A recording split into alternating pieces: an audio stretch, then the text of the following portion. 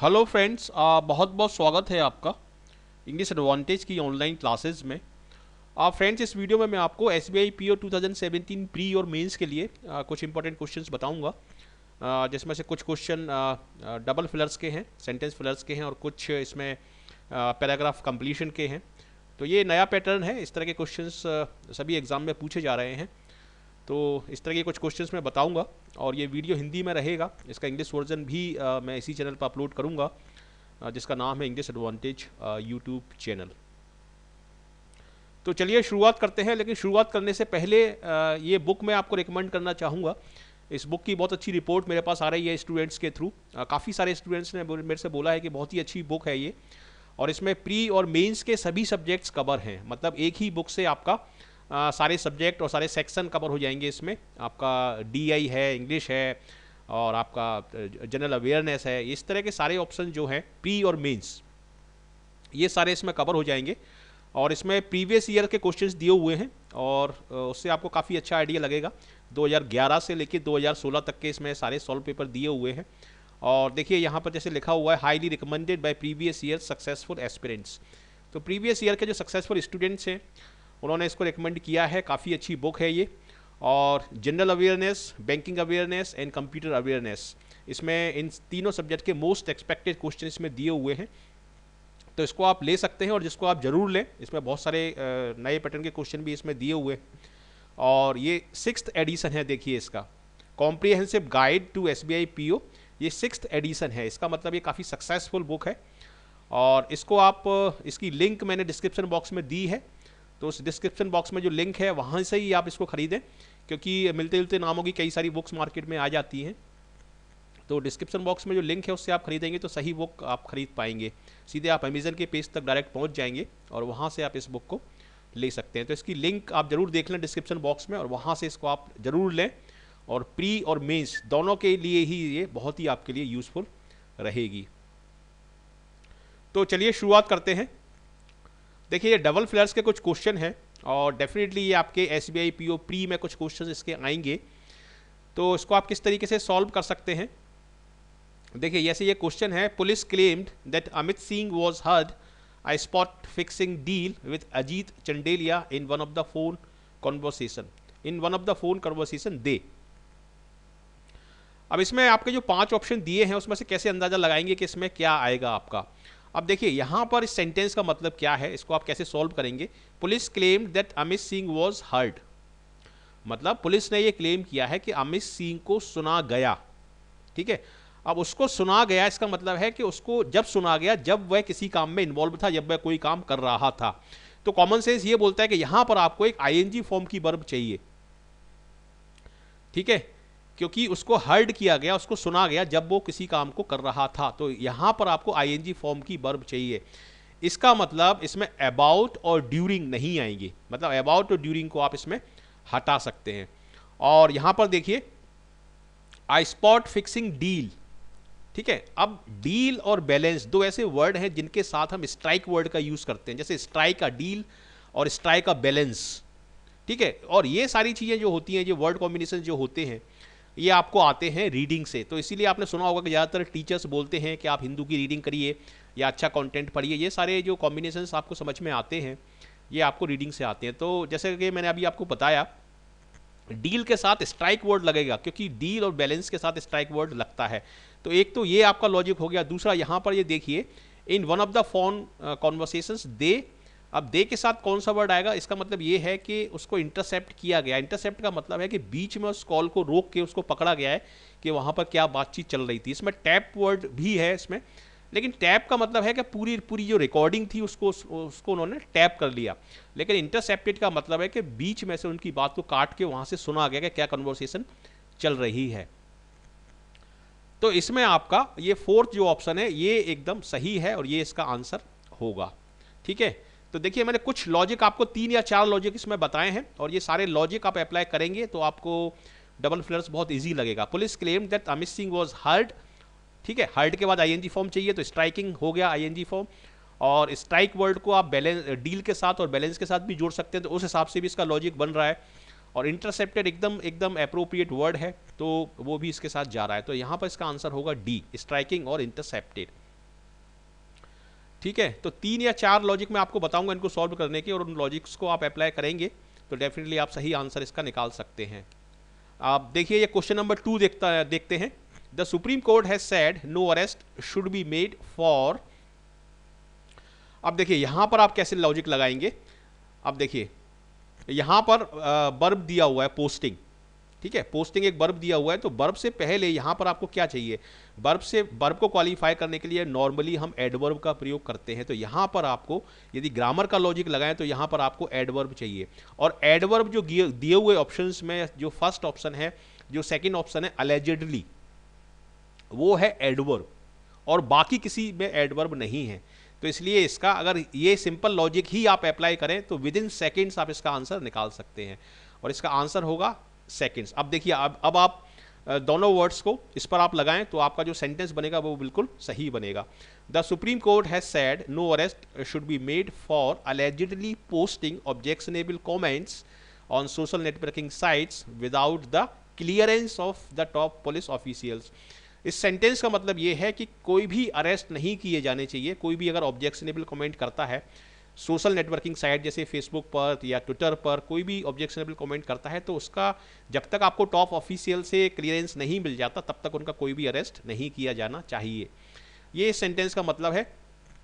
तो इस तरीके से आपको लॉजिक लगाना है, और इस तरीके से आप लॉजिक लगाते हैं तो आसानी से आप इन सेंटेंसेस को कर सकते हैं। तो इसमें आपका जो आंसर होगा वो होगा सेकेंड, अलेजिडली और clearance.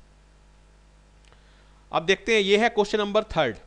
citing lack of infrastructure as the college to admit student under the 4-year format, St. Stephen's College said it had decided to do away। अब देखिए इसको विद इन सेकेंड्स आप कैसे solve कर सकते हैं। आपने एक फ्रेज पढ़ा होगा डू अवे, ठीक है, जैसे बहुत सारे फ्रेजेस होते हैं, आपका लुक फॉर है, लुक इनटू है, लुक अप टू है, बहुत सारे फ्रेजेस होते हैं। ये उसी तरीके से ये फ्रेजल वर्ब है डू अवे विद, ठीक है, ये 3 वर्ड का फ्रेजल वर्ब है। कुछ फ्रेजल वर्ब 2 वर्ड के होते हैं और कुछ फ्रेजल वर्ब आपके 3 वर्ड के होते हैं, ठीक है। तो ये डू अवे वाला जो फ्रेजल वर्ब ये 3 वर्ड का होता है, डू अवे विद, यानी यहां पर आपको विद चाहिए, तो जिस ऑप्शन में भी विद होगा वही आपका इसका आंसर होगा। देखिए विद इन सेकेंड ये आंसर आपका निकल के आ गया। इसका आंसर है क्वेश्चन नंबर 3 का 5 इसका आंसर है, यदि ये लॉजिक आप लगाएं। और दूसरा लॉजिक मैं आपको यहां पर ये बता देता हूं, जैसे ये वाला जो फ्रेज है एज द कॉलेज, ठीक है, जब कॉलेज तैयार होता है, तो ये इस तरह का जो फ्रेज होते हैं, जैसे कोई भी फ्रेज जब एज से स्टार्ट होता है, जैसे कोई भी सेंटेंस मैं बोलूं जैसे एज यू गो अलोंग, या as you take admission in the college, as you start playing, तो इस तरह के जो फ्रेज होते हैं जो फ्रेज एज से स्टार्ट होते हैं उसमें हमेशा हम प्रेजेंट सिंपल टेंस का प्रयोग करते हैं, ठीक है। As you start your preparation, जैसे कुछ भी मैं बोलूं तो यहां पर एज के बाद जो वर्ब आती है यहां पर ये प्रेजेंट सिंपल टेंस में आनी चाहिए। तो देखिए प्रिपेयर जो वर्ड है वो प्रेजेंट सिंपल टेंस में आ रही है, तो इसका भी लॉजिक यहां पर फिट हो रहा है, और डू ओबे वाला जो सेंटेंस है इसका भी लॉजिक यहां पर फिट हो रहा है। तो दोनों ही लॉजिक को अप्लाई करते हुए यहां पर ये वाला इसका आंसर आपका निकल के आ रहा है, प्रिपेयर्स और with. Citing lack of infrastructure as the college prepares to admit students under the 4-year format, St. Stephen's College said it had decided to do away with 50 seats for its undergraduate course। do away with का मतलब होता है कि किसी चीज को खत्म करना। तो 50 सीट्स इनका जो फॉर्मेट है उसको ये खत्म करने की सोच रहे हैं। तो ये इसका मतलब है इस सेंटेंस का, और क्योंकि उनके पास जो इंफ्रास्ट्रक्चर है वो कम है तो इसलिए उसको वो 50 सीट का जो 50 सीट का जो एडमिशन देते हैं उसको ये ख़त्म कर रहे हैं।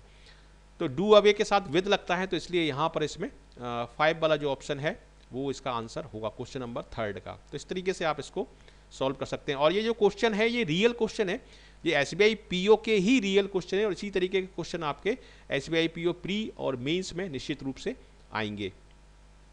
ये है क्वेश्चन नंबर 4।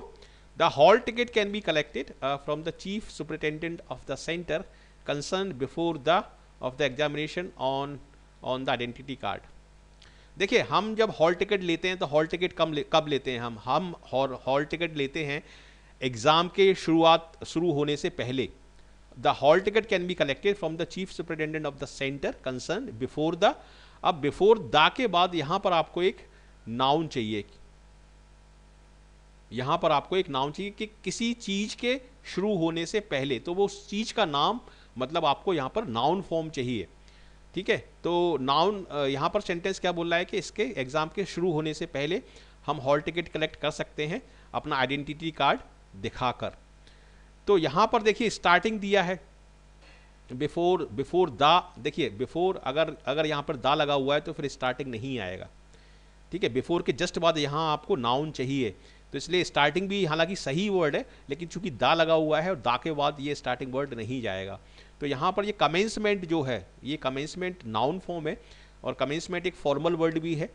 ठीक है, तो वो भी एक लॉजिक यहाँ पर लग रहा है। तो यहाँ पर कमेंसमेंट जो है वो बिल्कुल सही रहेगा। Before the commencement of the examination on producing the identity card, मतलब आप अपना आइडेंटिटी कार्ड प्रोड्यूस करेंगे वहाँ पर और एग्ज़ाम के कमेंसमेंट से पहले आप उसका हॉल टिकट ले सकते हैं। तो ये सेंटेंस का मतलब है। अब यहाँ पर देखिए फर्स्ट जो ऑप्शन है उसमें शोइंग दिया हुआ है, स्टार्टिंग और शोइंग।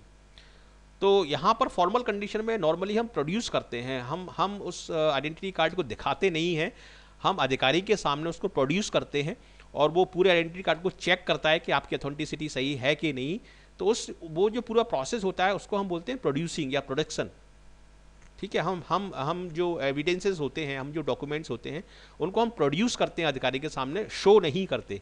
तो इसलिए प्रोड्यूसिंग वर्ड यहाँ पर सही अप्रोप्रिएट है एकदम से, और यही इसका आंसर यहाँ पर होगा। तो क्वेश्चन नंबर 4 का जो आंसर होगा वो होगा आपका थर्ड। क्वेश्चन नंबर 5 देखते हैं। Its claim of massive support base of itself on the social media, the Aam Aadmi Party is faced with a less than enthusiastic to its candidate selection process for the Delhi Assembly elections।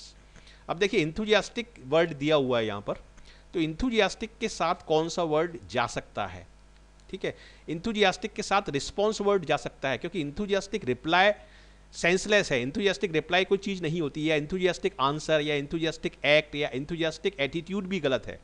ठीक है, positive attitude या negative attitude हो सकता है, लेकिन enthusiastic attitude थोड़ा सा गलत है। इंथुजियास्टिक रिस्पॉन्स एकदम से सही है। तो अगर ये लॉजिक आप लगाएं तो ये यहाँ पर इसका फर्स्ट आपका आंसर होगा। और नॉट विद स्टैंडिंग भी सही है इसमें, क्योंकि नॉट विद स्टैंडिंग का मतलब होता है इन स्पाइट ऑफ, इसके बावजूद। ठीक है, तो इसका मतलब यह है कि आम आदमी पार्टी इस चीज़ के बावजूद कि वो अपना बहुत अच्छा सपोर्ट बेस बताते हैं, लेकिन इस चीज़ के बावजूद भी दिल्ली असेंबली को लेकर वो ज़्यादा एक्साइटेड नहीं है। तो ये सेंटेंस का मतलब है, और इसमें फर्स्ट आपका जो आंसर होगा वो बिल्कुल सही है। तो इस तरीके से इसको आपको यूज़ करना है। और देखिए ये यहाँ पर कुछ पैराग्राफ कंप्लीशन के कुछ क्वेश्चंस हैं। इस तरह के क्वेश्चंस आजकल पूछे जा रहे हैं बैंकिंग एग्जाम में। पैराग्राफ कंप्लीशन है ये यहाँ पर दिया हुआ है, तो इसको भी आप पूरा ना पढ़ते हुए केवल ट्रिक के बेस पर यदि सॉल्व करें तो इसको आप जल्दी से सॉल्व कर सकते हैं। तो देखिए इसका मैं ट्रिक बताता हूँ आपको। Yes, nobody want to be Japan, the fallen angel that went from one of the fastest growing economies in the world for more than 3 decades to none that is showed slow to a crawl for the past 18 years। मतलब इसमें Japan की जो economy है उसको criticise किया जा रहा है कि किसी ज़माने में ये बहुत फास्टेस्ट इकोनॉमी हुआ करती थी, लेकिन इस समय ये क्राउलिंग इकोनॉमी है पास्ट 18 ईयर्स से। No one want to live with the trauma of the deflation falling prices that Japan has repeatedly experience. मतलब कोई भी एक ऐसी कंट्री में नहीं रहना चाहेगा जिसमें डिफ्लेशन बहुत ज़्यादा है, जिसमें फॉलिंग प्राइसेस हैं। ठीक है, that Japan has repeatedly experienced. No one want to navigate the precarious government, मतलब अनस्टेबल गवर्नमेंट के साथ कोई भी यहाँ पर रहना नहीं चाहेगा। तो इसमें आपका जो लास्ट सेंटेंस है वो क्या होगा इसमें? देखिए यहाँ पर जो लास्ट ये वाला जो सेंटेंस है इसको यदि आप पढ़ें, even if one factors in Japanese governments vast holding of foreign exchange reserve, मतलब यहाँ पर हम एक पॉजिटिव कमेंट दे रहे हैं और जिस पॉजिटिव कमेंट को हम इवन इफ से शुरू कर रहे हैं। तो यहाँ पर इनमें से जो सेंटेंस होगा वो पॉजिटिव सेंटेंस होगा, क्योंकि इवन इफ के बाद जब सेंटेंस लगता है तो वो पॉजिटिव सेंटेंस ही लगता है। पॉजिटिव सेंटेंस नहीं लगता, मतलब नेगेटिव सेंटेंस लगता है। जैसे ये देखिए यहाँ पर इवन इफ के बाद अब आप ये लॉजिक लगा सकते हैं कि इवन इफ के बाद आप कौन सा सेंटेंस आप जोड़ सकते हैं। ठीक है, इवन इफ एक तरीके से कॉन्ट्रास्ट बताता है, और इवन इफ के बाद हम नेगेटिव नहीं अफर्मेटिव सेंटेंस हम जोड़ते हैं। जैसे यदि मैं बोलूं कि even if you work hard you can not get success, ठीक है, तुम्हारे मेहनत करने के बावजूद भी तुम्हें सक्सेस नहीं मिल सकती। Even if you work hard you can not get success, even if you go there you can not meet him. तो इवन इफ के बाद जो सेंटेंस आएगा वो निगेटिव में आएगा, और यहाँ पर जो निगेटिव सेंटेंस है वो फर्स्ट वाला है। तो फर्स्ट सेंटेंस इसमें इसका आंसर होगा, और ये पूरी तरीके से अप्रोप्रिएट भी होगा, क्योंकि ये एक तरीके से मीनिंगफुल सेंटेंस है। मतलब पैराग्राफ का जो पर्पज़ है, जिसमें क्रिटिसाइज किया जा रहा है जापान की इकोनॉमी को, कोई भी उसकी इकोनॉमी के साथ डील नहीं करना चाहेगा, वहाँ रहना नहीं चाहेगा। तो वही हम नेक्स्ट सेंटेंस में बता रहे हैं कि no one want to go from being a world beater to a poster child for economic stagnation. तो इसमें आपका जो ये वाला जो सेंटेंस है ये पैराग्राफ को सही तरीके से मीनिंगफुली कंप्लीट इसमें कर रहा है।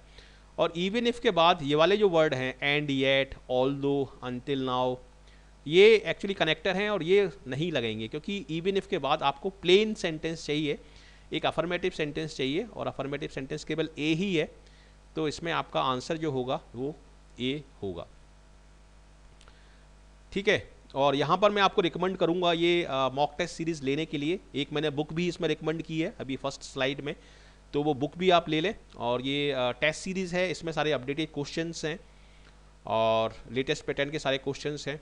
और रियल एग्ज़ाम से पहले जब आप 107 इतने सारे टेस्ट जब आप देंगे रियल एग्ज़ाम देने से पहले, तो आप खुद ही सोचिए कितना कॉन्फिडेंस आपको आ चुका होगा। और इस मॉक टेस्ट सीरीज़ में बाइलिंगुअल क्वेश्चंस हैं, और 1 साल तक आप प्रैक्टिस कर सकते हैं, 1 साल तक की इसकी वैलिडिटी है, और सारे ही सब्जेक्ट इसमें आपके कवर होते हैं, और काफ़ी सारे टेस्ट हैं इसमें। और सबसे बड़ी चीज़ इसमें क्या है, सबसे अच्छी चीज़ क्या है कि टेस्ट रिपोर्ट एनालिसिस इसमें निकल के आता है। मतलब हर टेस्ट के बाद आप अपनी टेस्ट रिपोर्ट देख सकते हैं कि आपने कितना स्कोर किया और कहाँ पर आपकी वीकनेस रह गई और कितना इसमें स्कोर और ज़्यादा करने की ज़रूरत है। तो ये एक बहुत अच्छा पॉइंट है, इसमें बहुत अच्छा फीचर है। और ये हेल्पलाइन नंबर है, आप मुझसे बात कर सकते हैं इसमें, कोई भी आपको रिगार्डिंग कोई भी प्रॉब्लम हो इसको लेने में। और ये साइट है, आप इस साइट पर लॉगिन करके अपना अकाउंट बनाकर ईमेल आईडी और पासवर्ड डालकर यहाँ पर अकाउंट बना लीजिए। और उसमें ऑनलाइन पेमेंट के ऑप्शंस हैं, सारे ऑप्शंस हैं, तो उसमें पेमेंट करके आप इसको एक्टिवेट करा सकते हैं। और इसको आप लेते हैं और इससे प्रैक्टिस करते हैं तो डेफिनेटली आपको बहुत ही ज़्यादा कॉन्फिडेंस आएगा। चलिए अब नेक्स्ट क्वेश्चन देखते हैं। ये है next question. Almost a decade after the launch of Sarva Shiksha Abhiyan, the achievement on universalising elementary education is best describe as mixed. इसमें जो सर्व शिक्षा अभियान था उसके बारे में बताया जा रहा है। ठीक है, massive spending by the centre and state on setting up new schools and hiring an army of teachers across the country has ensured enrollment of children in schools has risen across rural India. Just about 4% of children in the age group 6 to 14 are now estimated not to be attending school. मतलब इस paragraph में ये बोला जा रहा है कि ये एक अच्छा काम किया है, लेकिन इसमें खर्चा बहुत ज़्यादा हुआ है और उतना रिजल्ट निकल के नहीं आ रहा है। यदि पैराग्राफ की आप ऊपर की ये लाइन पढ़ें हैं तो इससे आप ये कंक्लूजन निकाल सकते हैं, काफ़ी ज़्यादा खर्चा किया है गवर्नमेंट ने, काफ़ी सारे टीचर्स को हायर किया है, लेकिन क्वालिटी वर्क नहीं हो पाया है। अब देखिए यहाँ पर हाउएवर मतलब 4 सेंटेंस में हाउएवर दिया हुआ है। इसका मतलब कि मेजॉरिटी ऑफ द सेंटेंस जो है वो हाउएवर वाला ही सेंटेंस है। तो इन्हीं में से एक सेंटेंस इसका आखिरी वाला सेंटेंस होगा। तो इसमें देखिए क्या बोला जा रहा है, इसमें अटेंडेंस के बारे में बोला जा रहा है। इस वाले पहले वाले सेंटेंस में इसमें बोला जा रहा है however that is the only happier part of the story. इसमें स्कीम के बारे में नहीं बोला जा रहा है। इसमें बोला जा रहा है कि 50% चिल्ड्रन जो हैं वो पढ़ना लिखना भी नहीं पढ़ पाते हैं। और इसमें बोला जा रहा है the poor quality of learning has ensured that the crores spent with the objective of creating an educated employable workforce are fruitless. तो इसमें कॉन्ट्रास्ट, सभी सेंटेंस कॉन्ट्रास्टिंग है। ये हाउएवर वाले जितने भी सेंटेंस हैं ये कॉन्ट्रास्टिंग सेंटेंस हैं, लेकिन ये डी वाला जो सेंटेंस है ये पूरी स्कीम के बारे में बता रहा है।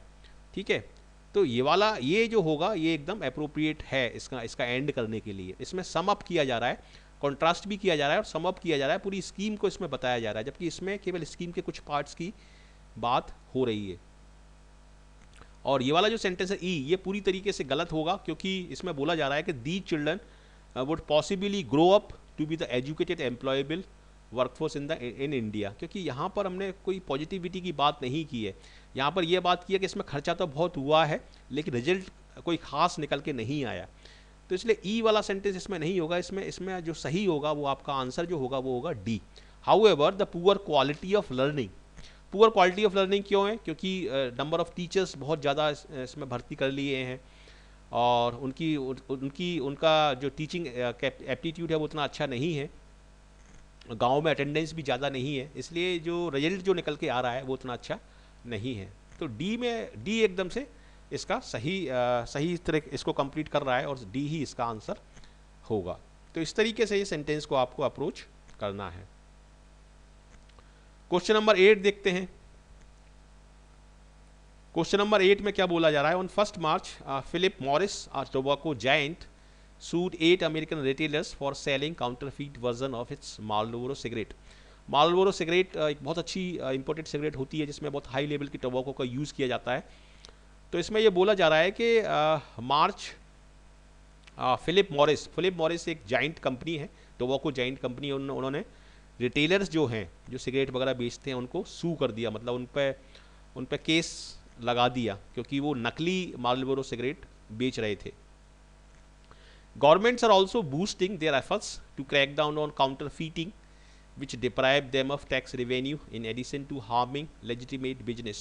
मतलब जब नकली सामान आ जाता है तो उससे जो लेजिटिमेट बिजनेस है उसकी भी रेपुटेशन ख़राब होती है और उससे गवर्नमेंट का जो रेवेन्यू है वो भी अफेक्ट होता है। And more recently to the global economic downturn counterfeited goods are everywhere. इसमें मतलब नकली जो सामान है, नकली गुड्स हैं, उसी की ज़्यादा बात की जा रही है इसमें। मतलब पैराग्राफ का जो पर्पज़ है वो ये बताना है कि किस तरीके से काउंटरफीट जो गुड्स हैं, जो नकली सामान है, वो हर तरफ फैल चुका है। A German bank has discovered an Essage gold ingot made of tungsten in its reserve according to a German television channel। मतलब एक जर्मन बैंक को अपने रिजर्व में गोल्ड के स्थान पर, उनका जो रिजर्व है उसमें गोल्ड के स्थान पर, गोल्ड के बिस्किट्स के स्थान पर और कुछ मिला है जो कि टंगस्टन का बना हुआ है। मतलब काउंटरफीटेड चीज़ें वहाँ पर देखी गई हैं। तो world financial institutions, many of the world financial institution have been similarly hoodwinked. मतलब और काफ़ी सारे इंस्टीट्यूशंस हैं जर्मन बैंक की तरह जिनको इसी तरीके से हुडविंक किया गया है, मतलब उल्लू बनाया गया है नकली सामान की वजह से। तो इसमें से लास्ट सेंटेंस क्या होगा? देखिए ये वाला जो सेंटेंस है, counterfeited goods, counterfeiting used to be a luxury goods problem, ये थोड़ा सा सब्जेक्ट से हटके है। इसमें केवल पूरे पैराग्राफ में ये बताया जा रहा है, इस चीज़ को पॉइंट आउट किया जा रहा है कि कितना वाइड स्प्रेड है ये जो काउंटरफीटेड गुड्स हैं। ठीक है, तो ये वाला सेंटेंस इसमें नहीं आएगा। ये इसमें नासा की बात हो रही है तो ये पूरी तरीके से आउट ऑफ कॉन्टेक्स्ट है। इसमें फैक्टर्स की बात हो रही है, सेवरल फैक्टर्स की सी में, तो ये भी विषय से हटके है थोड़ा। और इसमें भी एक फैक्टर की बात हो रही है, जैसे रिसेशन की बात हो रही है, हो सकता है रिसेशन की वजह से ये काउंटरफीट गुड्स का जो चलन है ये आया है। The recession in the rich world may also have given a boost to counterfeited goods. Mainly इसमें हम वाइड स्प्रेड कितना ये फैल चुका है उसकी बात हो रही है, तो इसलिए इसमें डी जो ऑप्शन है वो काफ़ी क्लोज है और यही इसका आंसर है। Fake goods are proliferating to the dismay of companies and government. तो इस पूरे पैराग्राफ में भी हम कंपनी की बात कर रहे हैं, जैसे जर्मन बैंक की बात की है, और गवर्नमेंट की बात कर रहे हैं। तो डी वाले सेंटेंस में भी कंपनी आया है और गवर्नमेंट आया है, तो इसलिए डी इसमें परफेक्टली इसको समराइज करता है और सही तरीके से इसको क्लोज करता है। तो डी इसमें आपका आंसर होगा। फेक गुड्स आर प्रोलिफरेटिंग, मतलब फेक गुड्स जो हैं वो फैल रही हैं, एक्सपेंशन उनका हो रहा है और ये एक चिंता का विषय है। किसके लिए? कंपनीज़ के लिए और गवर्नमेंट के लिए। और पैराग्राफ में भी हमने कंपनीज़ और गवर्नमेंट की ही बात की है, तो इसलिए इसमें डी ऑप्शन आपका सही रहेगा। तो ये मैंने इस वीडियो में 8 क्वेश्चन लिए हैं और भी नए पैटर्न के मैंने काफ़ी सारे वीडियो इस चैनल पर अपलोड किए हैं, तो वो आप सारे वीडियो देख लें। और क्लोज टेस्ट के, पैराजंबल के, स्पॉटिंग एरर के, वोकेबलरी के काफ़ी सारे वीडियो हैं इस चैनल पर। सारे वीडियो आप हिंदी और इंग्लिश लैंग्वेज में आप ज़रूर देख लें। और एक किताब मैंने आपको रिकमेंड की है, उसको आप ज़रूर ख़रीद लें अमेजन से, डिस्क्रिप्शन बॉक्स में उसका लिंक है। और मॉक टेस्ट सीरीज़ आप ले लें तो उससे डेफिनेटली आपको फ़ायदा होगा। और ये है combo pack mock test series का। यदि आप अपनी सफलता सुनिश्चित करना चाहते हैं बैंकिंग एग्ज़ाम में, एसएससी एग्ज़ाम में, तो मैं आपको रिकमेंड करूंगा ये कॉम्बो पैक लेने के लिए, क्योंकि इसमें काफ़ी अच्छा आपको एक्सपोजर मिलेगा सभी तरीके के क्वेश्चंस का। इसमें सेक्शनल टेस्ट भी काफ़ी सारे हैं, इसमें फुल लेंथ टेस्ट भी हैं और सारे लेटेस्ट वर्जन के क्वेश्चंस हैं। जीए को भी इसमें अपडेट कर दिया गया है, जनरल अवेयरनेस जो है। तो आप 699 का है ये, इसको आप लें और 1 साल तक वैलिड है ये, इसकी आप प्रैक्टिस करें तो डेफिनेटली इससे आपको बहुत सफलता मिलेगी। और ये है साइट का नाम, इस साइट पर आप रजिस्टर करके आप इसको ले सकते हैं। तो कैसा लगा आपको ये वीडियो? यदि अच्छा लगा तो ज़रूर इसको लाइक करें, अपने फ्रेंड्स के साथ शेयर करें और कमेंट करके मुझे बताएं कि कैसा आपको लगा। और इसको आपने यदि इस चैनल को ज्वाइन नहीं किया है अभी तक, सब्सक्राइब नहीं किया है, तो ज़रूर इस चैनल को सब्सक्राइब कर लें। और लास्ट में मैंने जो वीडियो है यहाँ पर इस स्क्रीन पर, उन वीडियो को भी आप ज़रूर देख लें, डेफिनेटली आपको बहुत कॉन्फिडेंस आएगा। और ये है इंग्लिश एडवांटेज ग्रुप, इसको आप ज़रूर ज्वाइन कर लें, ये भी फेसबुक पर है और ये मेरा कॉन्टैक्ट नंबर है। कोई भी आपको दिक्कत हो तो ज़रूर आप मुझे कॉल करें और मैं आपकी क्वेरीज डेफिनेटली अटेंड करूँगा। So thank you very much for watching this video and I wish you all the best for your bright future. Thank you.